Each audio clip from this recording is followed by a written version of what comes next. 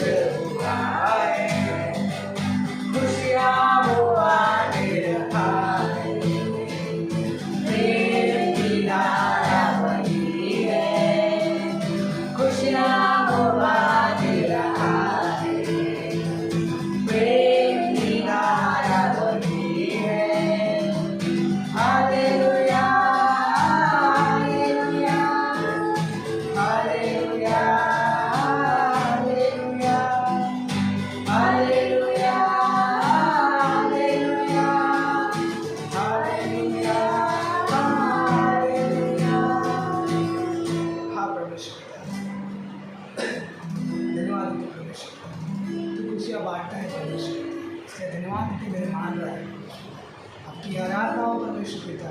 स्वयं धन्यवाद परमेश्वर पिता, तेरे पास हम आते हैं मेरे राजा परमेश्वर पिता, तेरे पास हम आते हैं परमेश्वर, क्योंकि परमेश्वर पिता हमारे सबसे परमेश्वर पिता तेरे लिए परमेश्वर पिता, हमारे जो महिमा हम करते हैं तेरे लिए करते हुए महान राजा तेरे पास आते हैं।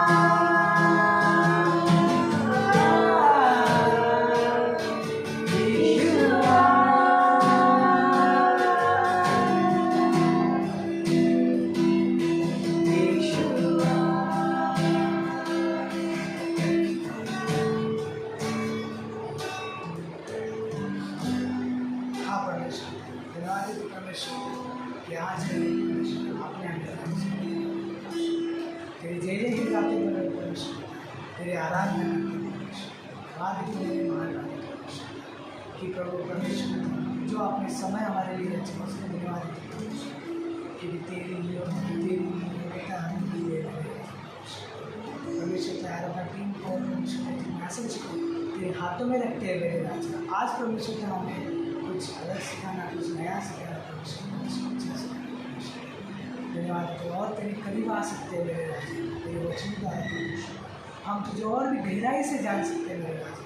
धन्यवाद परमेश्वर, धन्यवाद आगे का समय प्रभु परमेश्वर हम आपके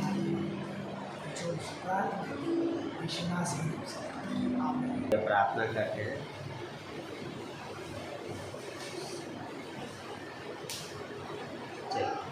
तो आइए प्रार्थना करते हैं। प्रभु परमेश्वर धन्यवाद करते हैं पिता आज के दिन के समय पे पिता धन्यवाद करते हैं पिता आपके वचन परमेश्वर आप आते कीजिए पिता धन्यवाद करते हैं। आप सिखाओ पिता छुओ पिता परमेश्वर धन्यवाद करते हैं पिता हालेलुया गाते हैं प्रभु जी आपके नाम को ऊँचा उठाते हैं लॉर्ड। हाँ परमेश्वर धन्यवाद करते हैं यीशु मसीह के नाम से हम मांगते हैं पिता आप आते कीजिए। सो कल क्या है 15 अगस्त। कल हम पिकनिक जा रहे हैं है ना 15 अगस्त आज़ादी का उत्सव मनाने के लिए है ना। हम परमेश्वर क्या है परमेश्वर के और उसके लोगों के साथ क्या है आज़ादी का उत्सव मना रहे हैं। आप सब जा रहे हैं यस। भजन संहिता का 23 106 अध्याय उसकी 23वीं पंक्ति को पढ़ेंगे। बोलता है, इसलिए उसने कहा कि मैं उनका सत्यानाश कर डालता यदि मेरा चुना हुआ मूसा जोखिम के स्थान में उनके लिए खड़ा न होता, ताकि मेरी जलजलाहट को ठंडा करे। कहीं ऐसा न हो कि मैं उन्हें नष्ट कर डालूं, है ना। किसके बारे में बात कर रहा है परमेश्वर? इजराइल के बारे में। क्या करेगा परमेश्वर? बोला है कि मैं उन्हें नष्ट कर देता। हाँ, यदि मूसा जोखिम के स्थान में खड़ा नहीं होता तो। जो वर्ड है जोखिम के स्थान में, मतलब लाइक समझो दीवार है, उस थोड़ा सा गैप है जहाँ से बचाया जा सकता है किसी को, तो उस जगह पे आके मूसा खड़ा हुआ। और यस, वही चीजें है। मैं इस बारे में सोचा था कि परमेश्वर के गुस्से को ठंडा करना, है ना, कि कैसे एक व्यक्ति परमेश्वर के गुस्से को ठंडा होता है। हाँ, क्योंकि परमेश्वर क्रोध करने वाला परमेश्वर है ना। हम बाइबल में उसका पर परमेश्वर बोलता मैं हमेशा क्रोध किए नहीं रहूँगा। हाँ, क्योंकि परमेश्वर प्रेमी परमेश्वर है। सो उस चीज़ का देखा था। उससे पहले क्यों परमेश्वर पहली बात इजराइल को नष्ट करना चाह रहा था, उसका जब देखते हैं तो उसी 19वीं पंक्ति बोलता है, उन्होंने होरेब में बछड़ा बनाया और ढली हुई मूर्ति को दंडवत की। यूँ उन्होंने अपनी महिमा अर्थात परमेश्वर को घास खाने वाले बैल की प्रतिमा से बदल डाला। वे अपने उद्धारकर्ता परमेश्वर को भूल गए, जिसने मिस्र में बड़े बड़े काम किए थे। क्या किए इजराइल के लोग? हाँ, परमेश्वर को बदल डाला। हाँ, जिसने उन्हें मिस्र से छुड़ा लाया था। और 21वीं पंक्ति में बताओ, अपने उद्धारकर्ता को क्या है? भूल गए। भजन संहिता 106 का 21 वचन, इसको अपने उद्धारकर्ता पर, जिसने मिस्र में उनके देखते बड़े बड़े चमत्कार किए, जिसने जंगल में उनके जीवन में चमत्कार किए, और उसी परमेश्वर को बोलता है कि उन्होंने बदल डाला। हाँ, बोलता उसने तो हाम के देश में आश्चर्य कर्म और लाल समुद्र के तट पर भयंकर काम किए थे। किसने किए थे भयंकर काम? परमेश्वर ने। और लोगों ने किसको बदला? परमेश्वर ने। जब इंसान के जीवन में तकलीफ आती है तो इंसान सबसे पहले परमेश्वर बदलता है। जब इंसान के जीवन में कुछ चीज़ें होती है तो परमेश्वर को पहला बदलता है। हाँ, कौन मेरी ज़रूरत को पूरी करेगा? कैसे मेरी ज़रूरत को पूरी होगी, है ना। लोग उस चीज़ पे रह जाते हैं, ना कि परमेश्वर को खोजने के बजाय अपनी ज़रूरतों अपनी चीज़ों के लिए क्या है लोग जाते हैं। और वही इजराइल का हाल है। जब कुछ चीज़ें आई, चलो भाई हमारे लिए क्या करो? बछड़ा बनाओ। हाँ, जब मूसा पहाड़ पे गया तो क्या कर रहे हैं? बछड़ा बना, जो हमारे आगे आगे चले, जिसमें जान नहीं हो कैसे जाएगा। पर उन्होंने क्या बनाया? उद्धारकर्ता परमेश्वर को क्या किया? बदल डाला। लेकिन बोलता है 22 में, उसने तो हम के देश में चमत्कार किए और लाल समुद्र के तट पे क्या है? भयंकर काम। क्या था भयंकर काम?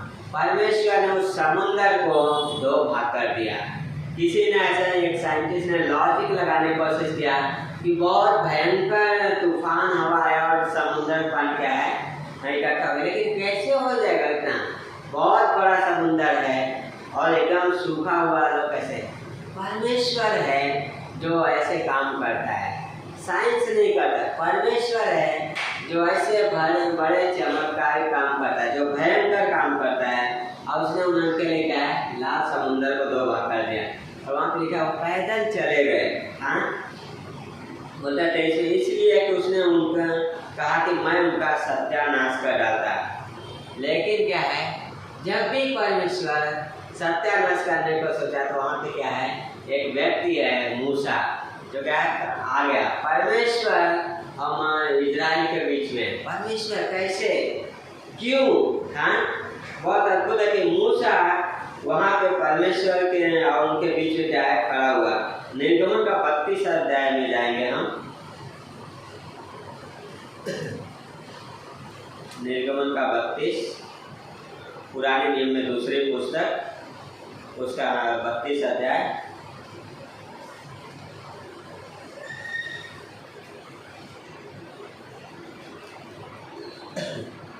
और उसकी पहले पंक्तियाँ से हम पढ़ेंगे।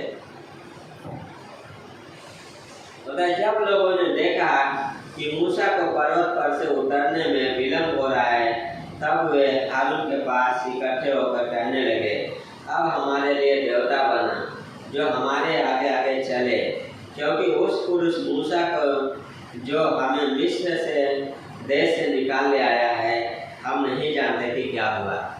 हाँ, क्या बोल रहे हैं?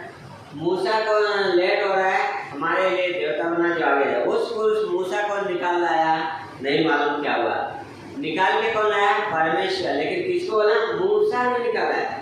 इंसान पे केंद्रित जा रहे हैं। हाँ, फिर बोलते हैं हारून ने उनसे कहा, तुम्हारी स्त्रियों और बेटियों बेटे बेटियों के कानों में सोने की जो बालियां हैं उन्हें उतारो और मेरे पास ले आओ। क्या करा? हारून एक अगुआ है, तो मूसा का बड़ा भाई है। हाँ, लेकिन वो क्या कर रहा है? उनके लिए उस चीज को, जिसने परमेश्वर का कार्य को देखा, वो भी क्या कर रहा है? जल्दी से मूर्ति बनाने लगा। हम सब कई बार क्या करते हैं, ये चीजें करते हैं, मूर्ति बनाना पड़े अलग अलग चीज। हम जरूर नहीं कि हम मिट्टी ले या कुछ सामान ले तभी मूर्ति बनाए। हम अपने हाथ में मूर्ति बना लेते हैं और उसमें की क्या है? आराधना चालू कर देते हैं। और यहाँ पे हारून जो अगुआ है क्या कर रहा है? उनके लिए मूर्ति बनाया। तब सब लोगों ने उनके कानों से सोने की बालियों को उतारा और हारून के पास ले आए। हारून ने उन्हें उनके हाथ से लिया और एक बछड़ा ढालकर बनाया और टांकी से गढ़ा। तब लोग कहने लगे, हे इस्राएल, तेरा ईश्वर तुझे मिस्र देश से छुड़ा लाया है, वह यही है। सोचिए कितना लोगों के मन होते है ना। इस संसार का दुश्मन जो है शैतान, कितना लोग अंधा कर देता है कि क्या है? एक बछड़े को लोग क्या है, अभी थोड़े समय पहले लोगों ने परमेश्वर के कार्य को देखा, समुद्र को दो भाग होते हुए देखा, मिस्र के लोगों का क्या है, पहिलौठे को मरते हुए देखा। हाँ, मिस्र में ओले गिरे, 10 जो क्या है बड़े बड़े चमत्कार में जो महामारी आई उससे परमेश्वर ने बचाया। और यहाँ पे लोग क्या करें, एक क्षण में क्या है, बदल दिए उस परमेश्वर को जिसने उनके लिए चमत्कार किए, उस परमेश्वर को जो उनका उद्धार करता है, उस परमेश्वर को जो उन्हें छुड़ाता है। हाँ, तुरंत बदल दिए। बोलते हैं छवि में हाथ यह देख के हारून ने उसके आगे एक वेदी बनाई और यह प्रचार किया, कल यहोवा के लिए पर्व हुआ। क्या करें? वेदी भी बना दिया, आराधना भी कर रहे हैं। सिर्फ मूर्ति को ही नहीं बना रहे हैं, पर उसकी आराधना भी कर रहे हैं, है ना। जिसकी हम मूर्ति बनाते क्या करते हैं? उसकी आराधना, उसको दंडवत करने लगते हैं, है ना। तो कैसा है? आगे वहाँ बोलता है, तब मूसा का पलटन आता है, वहाँ पे तोड़ देता है। फिर 12वीं से 11 से बोलता है, तब मूसा अपने परमेश्वर को यह कहके नवीं बोलता है, फिर यहोवा ने मूसा से कहा, मैंने इन लोगों को देखा और सुन वे हठीले हैं। अब मुझे मत रोक, मेरा कोप उन पर भड़क उठा है और जिससे मैं उन्हें भस्म करूं, परंतु तुझसे एक बड़ी जाति उपजाऊंगा। हाँ, 9वें वचन से क्या बोला है परमेश्वर वहाँ पे कि मैं ये हठीले हैं, ये मुझे छोड़ दिए, अब मैं क्या नष्ट करूंगा मूसा, मैं तुझसे बड़ी जाति बनाऊंगा। लेकिन क्या मतलब? तब मूसा अपने परमेश्वर यहोवा को यह कहकर मनाने लगा, हे यहोवा, तेरा कोप अपनी प्रजा पर क्यों भड़का है, जिसे तू बड़े सामर्थ और बलवंत हाथ के द्वारा मिस्र देश से निकाल लाया है। मिस्री लोग यह क्यों कहने पाए, वह उनको बुरे अभिप्राय से अर्थात पहाड़ों में घाट करके धरती पर से मिटा डालने की मनसा से निकाल ले गया। तू अपने भड़के हुए कोप को शांत कर और अपनी प्रजा को ऐसी हानि पहुंचाने से फिर जा। क्या कर रहा है मूसा? परमेश्वर तू छुड़ा के लाया है, इन्होंने पाप किया, पर क्या हो रहा है? मिस्री क्या सोचेंगे? हाँ, एक समय जब परमेश्वर निकाल के लाया था, प्रचार हुआ था कि परमेश्वर ने क्या है बुलाया है कि आके आराधना करेंगे हमारा। हाँ, परमेश्वर ने हमें अलग किया है कि हम मिस्रियों से अलग जाके आराधना करेंगे। अभी यहाँ पे अगर परमेश्वर लोग तू मार देगा तो मिस्री क्या सोचेंगे? हाँ, परमेश्वर वो याद दिला रहा है कि मिस्री लोग क्या सोचेंगे, अन्य जाति क्या सोचेंगे कि तू मारने के लिए, अपना आराधक बनाने के लिए नहीं, पर क्या है मारने के लिए निकाले गया। और मूसा वहाँ पे क्या है बहुत अद्भुत प्रार्थना है। अब बोलता है अपने गुस्से को ठंडा कर। फिर बोलता है 13वें वचन में, अपने दास अब्राहम, इसहाक और याकूब को स्मरण कर, जिनसे तूने अपनी ही शपथ खाकर यह कहा था, मैं तुम्हारे वंश को आकाश के तारों के तुल्य कर बहुत करूँगा, और यह सारा देश जिसकी मैंने चर्चा की है तुम्हारे वंश को दूंगा कि वे उसके अधिकारी सदैव बने हैं। किसका याद दिलाया परमेश्वर? अब्राहम, इसहाक और याकूब। हाँ, बहुत अद्भुत है। मूसा तीनों के याद दिलाया। क्यों? क्योंकि परमेश्वर तीनों से वाचा बांधा था। हाँ, जब हम देखते हैं कि क्या है, उत्पत्ति के 12वें अध्याय में परमेश्वर ने जब बुलाया अब्राहम को, क्या बोला? मैं तुझे बड़ी जाति बनाऊंगा, हाँ, तेरा नाम महान करूंगा, तुझे आशीष का मूल करूंगा, और जो तुझे आशीष दे मैं उसे आशीष दूंगा, जो तुझे श्राप दे मैं उसे श्राप दूंगा। फिर बोलते अब्राहम, इसहाक। क्यों इसहाक? क्योंकि परमेश्वर ने एक वाचा और बांधा था अब्राहम से कि क्या है, जब उत्पत्ति के आखिर 14वें अध्याय में अब्राहम बोलता है परमेश्वर से, परमेश्वर तूने मुझे वंश नहीं दिया है, एक दमिश्कवासी लिया है मेरे घर का वारिस होएगा।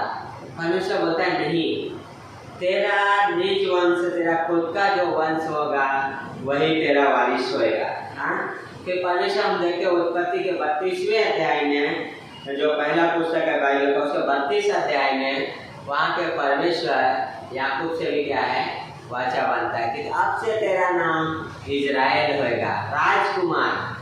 है ना, याकूब था जिसका मतलब होता है फंसाने वाला, पर परमेश्वर बोलता है तो इजराइल होएगा, राजकुमार। है ना, बहुत अद्भुत है। जब उत्पत्ति के 43 अध्याय में जब यूसुफ अपने पिता के लिए क्या है, रथ बेचता है, तो परमेश्वर बोलता है मत डर, तू जा, मैं क्या है इन्हें लेके आऊंगा, निकालूंगा। और परमेश्वर को क्या है, मूसा याद दिला रहा है, परमेश्वर तूने इनसे वाचा बांधी है कि मैं एक जगह दूंगा, अगर ये लोग ही नहीं रहेंगे तो तू किसे देगा। है ना, यस, परमेश्वर तूने अब्राहम से खास वाचा बांधी, तेरे वंश को के लोग, है ना, इसलिए परमेश्वर बोला है, मूसा बोल रहा है कि फिर जा। बोलता है तब मूसा तब यहोवा अपनी प्रजा की हानि करने से जो उसने कहा था पछताया। तब मूसा मुड़कर साक्षी के दोनों तख्तियों को हाथ में लिए हुए पहाड़ से उतर गया। उन तख्तियों के इधर और उधर दोनों ओर क्या है, लिखा हुआ है। क्या है, परमेश्वर ने मन बदला। है ना, मूसा ने प्रार्थना किया और परमेश्वर ने मन बदला। और क्या था कि मूसा ने परमेश्वर उनकी हानि करने से बचाया, अपना मन बदला। हम जाएंगे यहेजकेल का किताब 22वां अध्याय, उसकी 30वीं पंक्ति पढ़ेंगे। यहेजकेल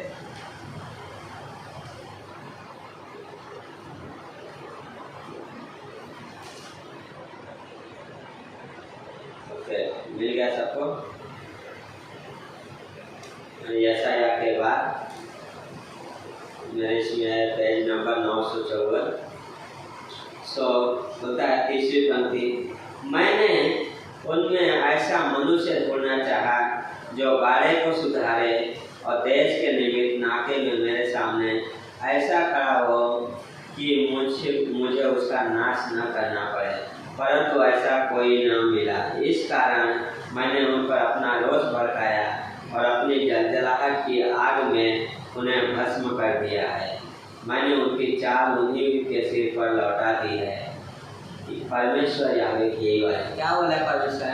मैंने क्या है, उनमें एक व्यक्ति को खोजा जो क्या है, जो टूटे फूटे शहर बनाए उसे सुधारे, बाड़े को सुधारे और नाके में क्या है ऐसा खड़ा हो कि ताकि मुझे नाश न करना पड़े। हाँ, जब परमेश्वर नाश करने जा रहा था इजराइलियों का, तो मूसा खड़ा हुआ। है ना, मूसा ने उनका नाश होने से बचाया। अब यहाँ परमेश्वर बोला कि मैं क्या है, हमेशा परमेश्वर एक व्यक्ति को खोजता है जो क्या है, परमेश्वर से प्रार्थना करे कि परमेश्वर ताकि लोगों का नाश नहीं करे, ताकि लोगों का उद्धार हो, ताकि लोगों का जीवन बदले। हाँ, हम सबको परमेश्वर ने हमारे परिवारों में रखा है कि हम अपने परिवार वालों के लिए प्रार्थना करें, हम हमारे बच्चों के लिए प्रार्थना करें, हम हमारे इस देश के लिए प्रार्थना करें। हाँ, प्रार्थना आशीष लेके आती है जो लोगों का हानि से बचाता है। इंसान अलग अलग आशीष ढूंढता है ना, लेकिन प्रार्थना एक आशीष लेके आती है जो लोगों को जीवन दान देता है, जो लोगों को जीवन देता है। हाँ, परमेश्वर बोलता है मैंने एक व्यक्ति ढूंढा, कितना? एक व्यक्ति। मूसा अकेले पर्वत पे परमेश्वर के सामने खड़ा हुआ, हाँ, लेकिन पूरा मंडली ने पाप किया, लेकिन अकेला व्यक्ति 20 कितने लोगों को क्या है बचाया। कितना अद्भुत है कि एक व्यक्ति क्या है बहुत कुछ कर सकता है। इसलिए याकूब बोलता है कि एलिया भी हमारे समान दुख सुख भोगी मनुष्य था। हाँ? पहला राजा के 18 अध्याय में जब हम क्या है बाल नबी के टाइम पे क्या है सब 450 बाल के पुजारी हैं, लेकिन अकेला एलिया क्या है खड़ा था। और वहाँ पे क्या बोला है, मैं परमेश्वर का दास हूँ, मैं परमेश्वर जिसके सामने मैं खड़ा होता हूँ। हाँ, कौन सा एक व्यक्ति की परमेश्वर को सराय? जो परमेश्वर के साथ चलता है, जो परमेश्वर के सामने खड़ा होता है, जो परमेश्वर के वचन को पढ़ता है, हाँ, जो परमेश्वर के साथ जीता है। और एलिया बोलता है मैं परमेश्वर के सामने खड़ा होता हूँ और जब तक मैं नहीं बोलूँगा तब तक बारिश नहीं होगी। जब एलिया ने प्रार्थना किया क्या हुआ? बारिश हुआ। हाँ, प्रेरितों का 19 अध्याय वहाँ पे पौलुस बोलता है जब वो जहाज में जा रहे थे, जहाज नष्ट होने वाली है, लेकिन पौलुस बोलता क्या है कि मैं परमेश्वर जिसके सामने खड़ा होता हूँ उसने मुझसे कहा है फिर क्या है जहाज की कहानी होगी पर जान मान की नहीं। हाँ, जान की नहीं। परमेश्वर मनुष्य के प्राण में बहुत दिलचस्पी रखता है, क्योंकि परमेश्वर ने मनुष्य को अपने स्वरूप में बनाया है, क्योंकि मनुष्य से परमेश्वर प्रेम करता है, मनुष्य को सबसे अलग बनाया है। हाँ, और उस मनुष्य को बचाने के लिए परमेश्वर क्या होता है एक व्यक्ति की खोज करता है जो प्रार्थना करे, जो परमेश्वर के सामने खड़ा हो, जो परमेश्वर से प्रार्थना करे और परमेश्वर से बोले परमेश्वर मत नाश मत कर, परमेश्वर इस व्यक्ति का उद्धार होना चाहिए, मैं इसे अनंत में नाश होते हुए नहीं देख सकता। हाँ, प्रार्थना वाला व्यक्ति। कैसा एक व्यक्ति ढूंढता है परमेश्वर? प्रार्थना वाला व्यक्ति। हाँ, सो आगे बोलता है भजन संहिता में ही, भजन संहिता में मेरे इसमें पेज नंबर 734 होता है 30वीं पंक्ति में 29 है, यो उन्होंने अपने कामों से उसको क्रोध दिलाया और मरी उनमें फूट पड़ी। तब फिनहास ने उठकर न्याय दंड दिया जिससे मरी थम गई, और यह उसके लेखे पीढ़ी से पीढ़ी तक सर्वदा के लिए धर्म विनाश है। हाँ, कितना अद्भुत है। यहाँ पे कौन है? फिनहास है। अगर हम गिनती का 25 अध्याय में देखते हैं तो वहाँ पे जो मंडली क्या करे कुरकुरा रही है। हाँ, परमेश्वर के खिलाफ बोल रही है, मूसा के खिलाफ बोल रही है, पर लोगों में क्या है मरी, लोग मरने लगे। देखिए वहाँ पे क्या है परमेश्वर एक व्यक्ति है और जो क्या है एक अन्य जाति स्त्री को लेकर, जिसे परमेश्वर ने मना किया था कि तुम कोई भी शादी संबंध मत बनाना। फिर मूसा जाके क्या करता है फिनहास उसे मार डालता है, और परमेश्वर बोलता है उसको मेरी सी जलन हुई है। हाँ, क्योंकि जो परमेश्वर की पवित्रता को बनाए रखना चाहता था और परमेश्वर के पवित्रता को समझता था। हाँ, और वो जान समझ पाया कि लोग क्या है परमेश्वर कौन है और लोग क्या कर रहे हैं। उस मरी को वहाँ पे जो महामारी थी थम गई। हाँ, दो व्यक्ति हैं, दोनों क्या है एक ने परमेश्वर के क्रोध को ठंडा किया और एक ने क्या है हमारी जो महामारी थी उसको ठंडा किया। है ना, बहुत अद्भुत है कि दोनों एक ही परिवार से देखा जाए तो आते हैं, लेकिन दोनों का जीवन है बहुत अद्भुत है ना। और वो क्या है प्रार्थना। और मूसा के लाइफ में बहुत अद्भुत दिखता है कि मूसा जब भी कुछ होता था परमेश्वर के सामने जाके गिर जाता था। हाँ, लोग उस पर कुरकुराते थे, परमेश्वर के पास जाता था। है ना, जब हमारे जीवन में हम तकलीफ आती है हम किसके पास जाते हैं? हम कहाँ सहायता खोजते हैं? हम किससे प्रार्थना करते हैं? हमारा परमेश्वर जीवित परमेश्वर है, उसी की बातों है, उसी से प्रार्थना, हाँ। और क्या है, ना कि मूर्ति पूजा, है ना। बहुत अद्भुत है। लास्ट में फिलिपियों के 3 अध्याय में हम थोड़ा पढ़ेंगे।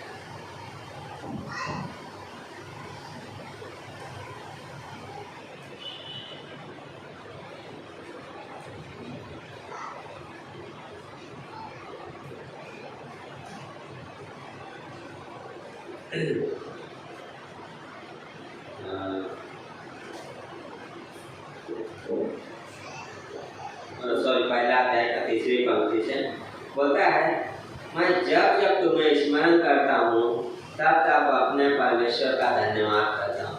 ये बहुत अद्भुत है ना, कि हम लोगों को याद करते हैं ना, लोगों के बारे में याद करते हैं, लोगों की चीज़ें याद करते हैं, लेकिन जब हम लोगों को याद करते हैं तो हम उनके लिए क्या करेंगे। बहुत अद्भुत है कि प्रार्थना करना, धन्यवाद देना उसके जीवन के लिए। धन्यवाद परमेश्वर इसे चंगाई दो, परमेश्वर इसे उद्धार दो, हाँ। और पौलुस बोलता है कलीसिया को कि जब जब मैं तुम्हें क्या है याद करता हूँ तो मैं धन्यवाद करता हूँ। और ये कि हम मसीह में हैं और हम मसीह भाई बहन को याद करते हैं तो हम उनके लिए धन्यवाद देते हैं कि यस वो उद्धार में जो हमारे अविश्वास से हम जब उन्हें याद करें तो क्या है, हमें प्रार्थना करना है। परमेश्वर वो भी आपको जान सके, वो भी उद्धार में है। शायद सिस्टर सुजाता बोलते हैं ना कि कोई आंटी थे जो आप लोग को कलकत्ता में बताते थे, है ना, उन्होंने उस समय प्रार्थना किया रहेगा, आज आप लोग यहाँ कलीसिया में, है ना। यस, हम सब प्रार्थनाओं के उत्तर है, इसलिए हमें क्या है, लोगों के लिए प्रार्थना करना है। और पौलुस बोलता है जब जब मैं तुम्हें याद करता हूँ तब तब तुम्हारे लिए प्रार्थना करता हूँ, होता है। और जब कभी तुम सबके लिए विनती करता हूँ तो सदा आनंद के साथ विनती करता हूँ। एक आनंद है पौलुस के लाइफ में, प्रार्थना करने में क्या है, पौलुस ये नहीं सोचता क्यों इसके लिए प्रार्थना करूँ, क्या खुशी खुशी लोगों के लिए प्रार्थना कर रहा है, आनंद से प्रार्थना कर रहा है, धन्यवाद दे रहा है परमेश्वर। क्यों, बचाए गए लोग हैं, है ना। जब हम कुछ रहता है, एक्सीडेंट होने से बच जाता है तो बोलते हैं चलो धन्यवाद बच गए, है ना। हमें कितना परमेश्वर का धन्यवाद देना चाहिए, तो उसने हमें क्या अनंत के एक्सीडेंट से हमें बचाया, अनंत का छुटकारा दिया है, हाँ। इसलिए धन्यवाद परमेश्वर। बोलता है मुझे इसलिए कि तुम पहले दिन से लेकर आज तक सुसमाचार के फैलाने में मेरे सहभागी रहे हो। ये फिलिपियों कलीसिया कहते हैं पौलुस के सुसमाचार के फैलाने में सहायक थे, सहायता करते थे, साथ में थे, है ना। कलीसिया का काम है पास्टर के लिए प्रार्थना करना, दूसरों के लिए प्रार्थना करना, और हम सब का काम है कि एक दूसरे को प्रार्थना करने की जरूरत है, हाँ। क्यों, मूसा के लाइफ में हम देखें वो कलीसिया के लिए क्या है, वहाँ पे गया परमेश्वर के सामने, फिनहास उन जाति के लोगों के लिए गया, सोच सकता लो इतने लोग हैं, लेकिन क्या हो गया, परमेश्वर के सामने जाके प्रार्थना किया, हाँ। मतलब मुझे इस बात का भरोसा है कि जिसने तुम में अच्छा काम आरंभ किया है वही उसे यीशु मसीह के दिन में पूरा करेगा। यीशु में क्या बोला है, जिसने तुम में अच्छा काम, जिसने परमेश्वर ने हमारे आपके जीवन में अच्छा काम आरंभ किया है, और वो क्या है, मसीह के दिन में पूरा करेगा। जब रैप्चर होएगा, जब हम परमेश्वर के साथ होंगे, जब हम उस आनंद जीवन में होंगे, जब हम उस आनंद में रहेंगे जहाँ कोई दुख नहीं है, जहाँ पे कोई सौर नहीं है, कोई तकलीफ नहीं है, हाँ, उस जगह पे होंगे जो परमेश्वर पूरा करेगा। इस उद्धार का कर्ता और सिद्धकर्ता परमेश्वर है, उसने हमारा अच्छा काम शुरू किया है, और हमें जो भी हम करेंगे परमेश्वर हमारी सहायता करता है। हर चीज़ के लिए परमेश्वर से प्रार्थना के साथ शुरुआत करना, परमेश्वर को धन्यवाद के साथ शुरुआत करना, परमेश्वर को महिमा देते हुए शुरुआत करना। इसलिए पौलुस आगे बढ़ता है, उचित है कि मैं तुम सबके लिए ऐसा ही विचार करूं, क्योंकि तुम मेरे मन में आ बसे हो और मेरी कैद में और सुसमाचार के लिए उत्तर और प्राण देने में तुम सब मेरे साथ अनुग्रह में सहभागी हो। क्या बोल रहा है पौलुस, मैं तुम्हारे लिए अच्छा विचार करूँगा। परमेश्वर तुम्हारे लिए अच्छा काम साथ चालू किया है, मैं भी तुम्हारे बारे में जो विचार है वो अच्छा ही है ना। इसलिए बोलता है क्या है, हम कौन से विचारों पे मन लगाते हैं ना, इसलिए बोलता है आगे फिर चौथे अध्याय चौथी पंक्ति में, प्रभु में सदा आनंदित रहो, मैं फिर कहता हूँ आनंदित रहो, तुम्हारी कोमलता सब मनुष्यों पर प्रकट हो, प्रभु निकट है। क्या है? प्रभु निकट है, हमारा उठाया जाना होगा, हम अनंत काल में जाएंगे, हम परमेश्वर के साथ रहेंगे। लेकिन तब तक क्या बोलते हैं इब्रानियों का लेखक 10वें अध्याय में, जैसे जैसे दिन को नजदीक आते देखो, इकट्ठा होना न छोड़ो, एक दूसरे को चिताओ और समझाओ। हाँ, हमें एक दूसरे को समझाना है, एक दूसरे को बताना है, अविश्वासियों को बताना है प्रभु निकट है। उद्धार के लिए क्या, मन फिराओ, परमेश्वर पे विश्वास करो। एक पास्टर है, pastor Fred Harish, pastor Veeru बताते हैं, उनकी जो पत्नी है वो हर दिन क्या है अपने पड़ोसी को बोलती है बहुत खुशी से, यीशु मसीह आने वाला है, क्या तुम तैयार हो? हाँ, उस तरीके से है, एक आनंद है वो, क्या यीशु मसीह आने वाला, क्या तुम तैयार हो? हमें अपने आप को पूछना है, क्या तो हम तैयार हैं? क्या आप तैयार हो? प्रभु आने वाला है, जब रैप्चर पे उठाए जाएंगे। हाँ, मत्ती 25वें अध्याय में क्या है, उठाए जाने का तस्वीर है, जहाँ पे क्या है कलीसिया उठा ली जाएगी, रैप्चर हो जाएगा, है ना। 10 जो 5 समझदार थी कुआरियाँ क्या है उठा ली गई, जो निर्बुद्धि थी क्या है छोड़ दिए गए, विश्वासी उठा लिए जाएंगे, अविश्वासी इसी धरती पर रहेंगे, उनका बाद में क्या है श्वेत सिंहासन पे न्याय संभालेंगे। लेकिन विश्वासी मरता नहीं, विश्वासी सोता है। हम इस शरीर में मरेंगे नहीं, सोएंगे और वहाँ पे उठ जाएंगे, यहाँ पे सोएंगे, प्रभु की उपस्थिति में उठेंगे। और बहुत अद्भुत है कि हम क्या है उस निशाने की ओर दौड़ रहे हैं, कैसे प्रार्थना के साथ जीवन जीना, उस गैप में खड़ा होना, किसी के लिए गैप में खड़े होना, है ना। हमें ये प्रार्थना करना, परमेश्वर आप दिखाओ एक व्यक्ति किसके लिए मैं आपके सामने खड़ा हूँ, किसके लिए मैं आपके सामने आके रहूँ, किसके लिए प्रार्थना करूँ। प्रार्थना करना, परमेश्वर आप इन्हें उतारो। हाँ, बहुत अद्भुत है कि मूसा वहाँ पे खड़ा हुआ, फिनहास ने वो काम किया जो परमेश्वर के क्रोध को ठंडा, प्रार्थना परमेश्वर के क्रोध को ठंडा करता है। हाँ, प्रार्थना बहुत सारे न्याय को दूर कर देता है। हाँ, हम देख सकते हैं परमेश्वर, हम सब क्या है उस क्रोध की संतान थे, लेकिन पता है यीशु मसीह ने प्रार्थना किया, पिता इन्हें क्षमा कर। मत यूहन्ना 16वें अध्याय में प्रार्थना किया, परमेश्वर मैं इन्हें प्रार्थना करता हूँ कि क्या है इन्हें संभालना, और जो इनके सुसमाचार के द्वारा विश्वास करेंगे उनको भी। हाँ, हम सब किसी के द्वारा प्रार्थना किए गए हैं और किसी न किसी के द्वारा सुसमाचार सुनाए गए, इसलिए मैं सुसमाचार प्रचार करना है और प्रार्थना करना है। परमेश्वर ने ये हमें सेवकाई दिया है, प्रार्थना की सेवकाई। मुझे याद है 2014 में मैं बेंगलोर कॉन्फ्रेंस गया था, पास्टर जॉन बाबू को मैं पहली बार मिला था, जो हैदराबाद के पास्टर हैं।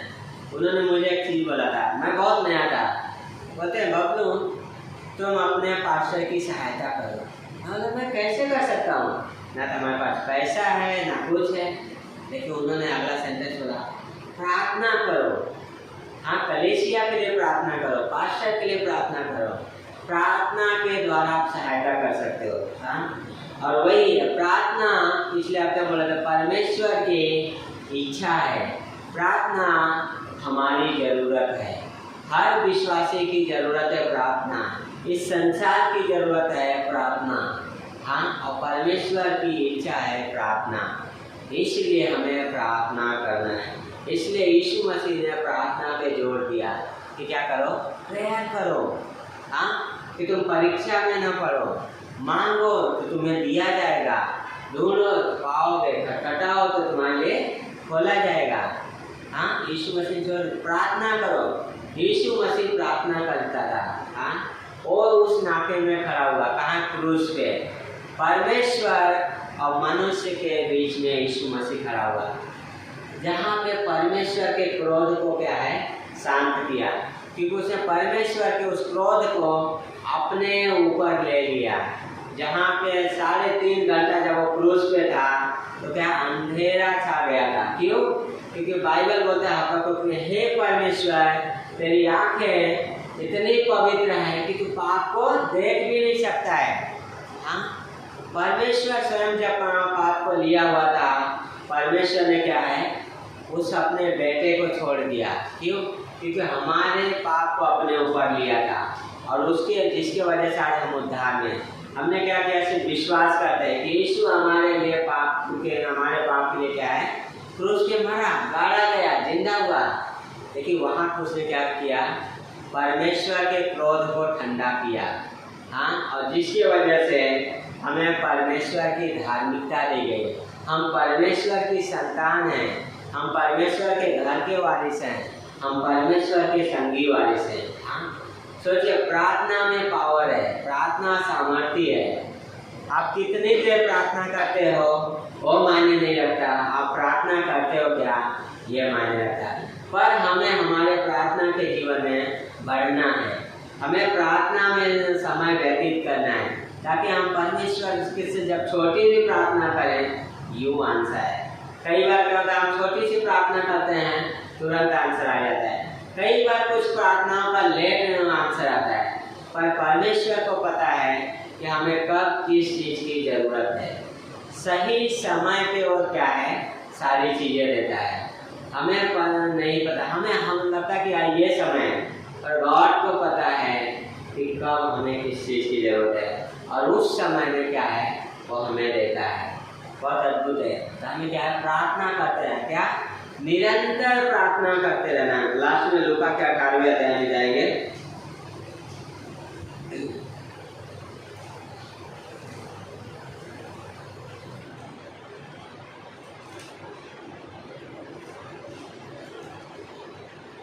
बोलते हैं पहली पंक्ति से, नए नियम में मेरे पेज नंबर 115 है।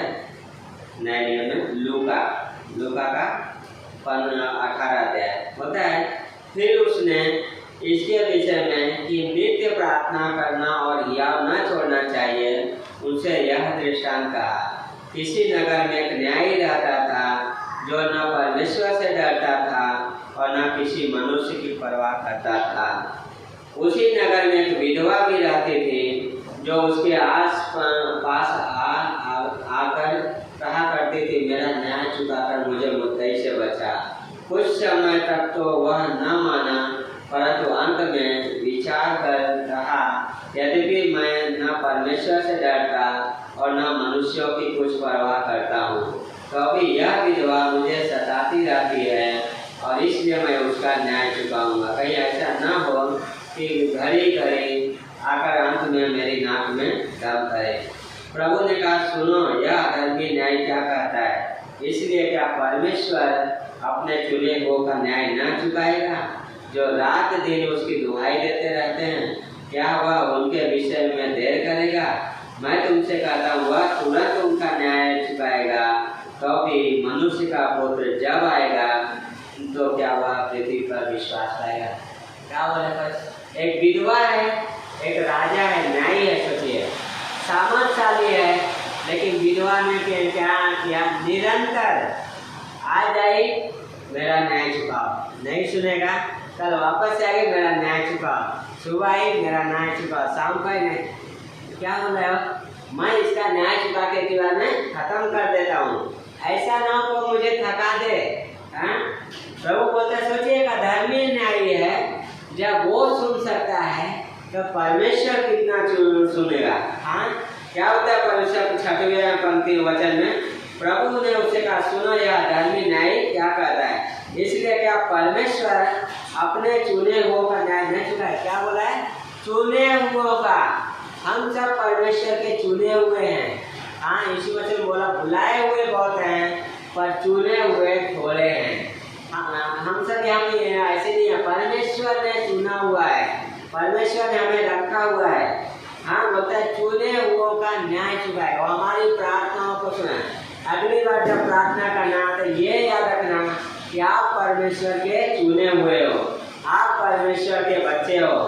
हाँ, परमेश्वर आपकी सुनेगा।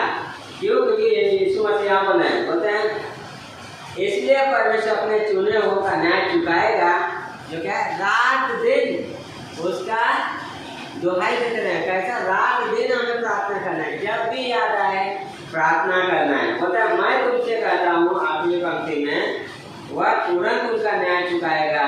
तो अभी मनुष्य का पुत्र जब आएगा तो क्या वह पृथ्वी पर विश्वास पाएगा? क्या बोल रहे हैं? तुरंत परमेश्वर न्याय चुकाएगा अपने चुने हुओं का। हाँ, लेकिन जब यीशु मसीह आएगा तो क्या वो विश्वास पाएगा? परमेश्वर क्या देखता है? विश्वास।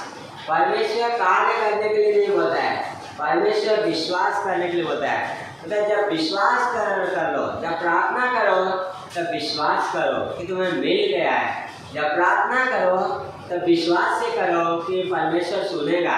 जब प्रार्थना करो तब विश्वास करो क्योंकि परमेश्वर हमारा पिता है, हम परमेश्वर के चुने हुए हैं।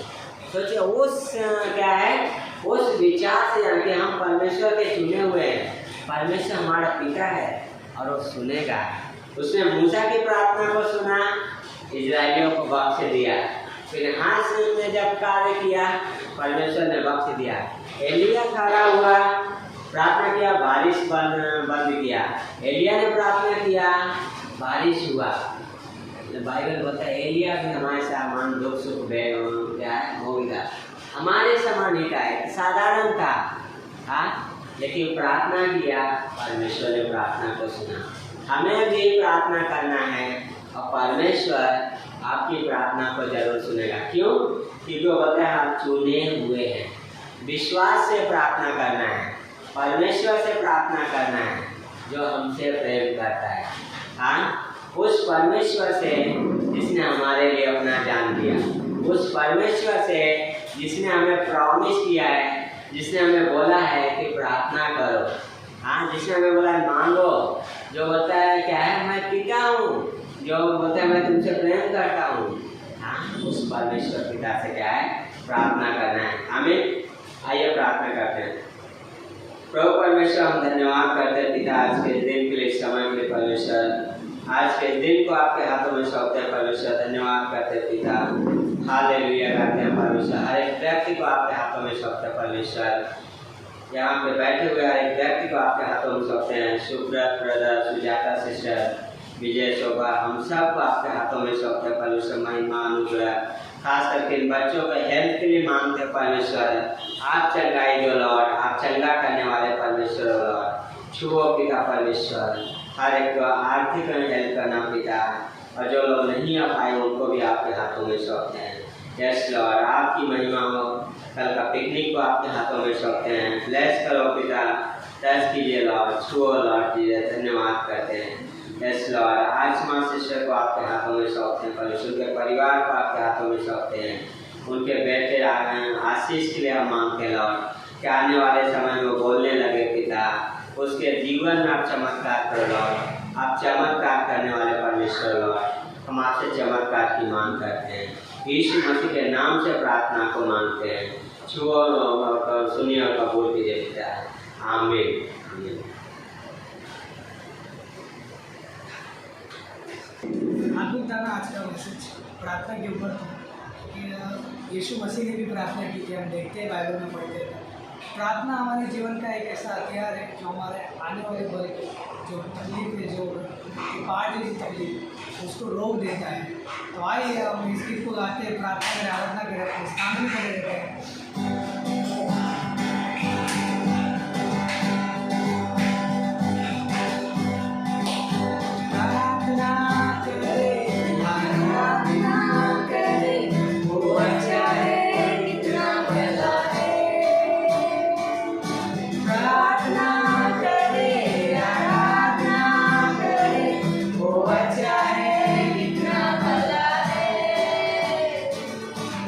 करा पाए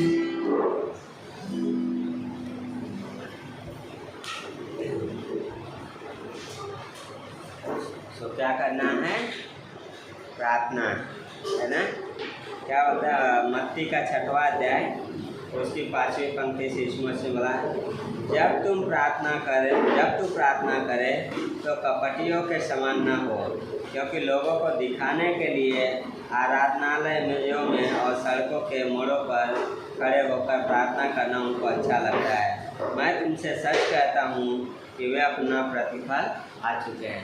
क्या बोल रहे हैं यीशु मसीह? दिखाने के लिए प्रार्थना नहीं करना है, क्योंकि संसार में लोग प्रार्थना करते हैं दिखाने के लिए कि मैं धर्मी हूँ, है ना। पर यीशु मसीह क्या बोल रहे हैं? दिखाने के लिए प्रार्थना नहीं करो, क्या है, गुप्त में प्रार्थना करो, है ना। मन में, हम कई बार मन में प्रार्थना करते हैं, कमरे में जाके अकेले प्रार्थना, कई बार रो के प्रार्थना करते हैं, है ना। अलग अलग तरीके से प्रार्थना करते हैं। पर परमेश्वर बोला जब प्रार्थना करो तो दिखाने के लिए नहीं। पर क्या है वहाँ पे वो आगे लिखा है कि जब प्रार्थना कर क्या करो, अपनी कोठरी में जाओ, प्रार्थना करो, तुम परमेश्वर से जो गुप्त में सुन रहा है ना, पिता से जो गुप्त में क्या है सुन रहा है। तो हमें दिखाने के लिए प्रार्थना नहीं करना है, पर क्या है परमेश्वर से प्रार्थना करना है हमें। तो आइए प्रार्थना करते हैं। प्रभु जी धन्यवाद करते हैं पिता आज के दिन के लिए, समय के लिए। परमेश्वर हेल्प कीजिए पिता परमेश्वर, हमारे प्रार्थना के जीवन को बढ़ाओ पिता परमेश्वर, सहायता कीजिए लॉर्ड, कि हम और विश्वास में मजबूत हो सके और आपके साथ चल सके परमेश्वर। आने वाले समय में इस कलीसिया को और बढ़ाओ पिता, उन्नति दीजिए पिता परमेश्वर, हर एक को विश्वास में बढ़ने के लिए सहायता कीजिए पिता, और लोगों के लिए जाओ पिता। आप ऐड करो पिता, आपने कहा मांगो तुम्हें दिया जाएगा परमेश्वर, हम मांगते हैं पिता, लेके आओ परमेश्वर। यस लॉर्ड, धन्यवाद करते हैं यीशु, धन्यवाद करते हैं। इस समय को आपके हाथों में सौंपते हैं। यस लॉर्ड, हम सब की जर्नी को आपके हाथों में सौंपते हैं। यीशु मसीह के नाम से प्रार्थना को मांगते हैं। आमीन आमीन। God bless you.